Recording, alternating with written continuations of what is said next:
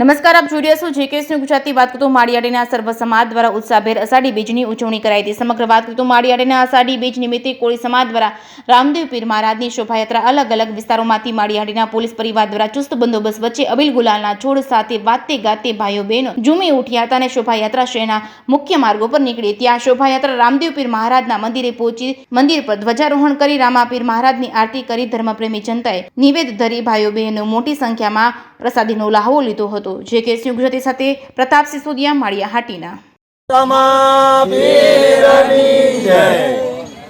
જય કોળી સમાજ.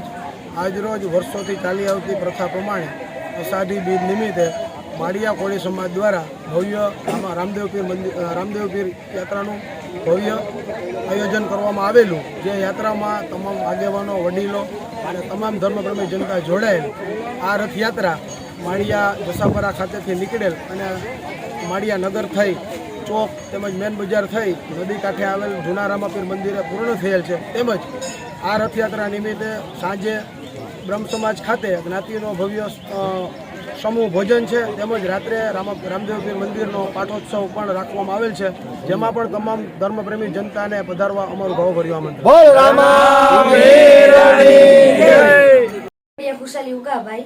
આજ રોજ અષાઢી બીજના પાવન પર્વ નિમિત્તે અમારા રેલવે સ્ટેશન પ્લોટ પુનાપરા વિસ્તારમાંથી મેઇન ચોકમાંથી થઈને નદી કાંઠે જૂના રામાપીર બાપાના મંદિરે ભાઈઓ તથા બહેનો દ્વારા નિશાન ચડાવવા ગયેલ, જેમાં સર્વ ધર્મપ્રેમી જનતા તથા ભાઈઓ તથા બહેનોએ ધામધૂમપૂર્વક વાજતે ગાજતે ઉજવણી કરી હતી. બોલો જય રામાપીર.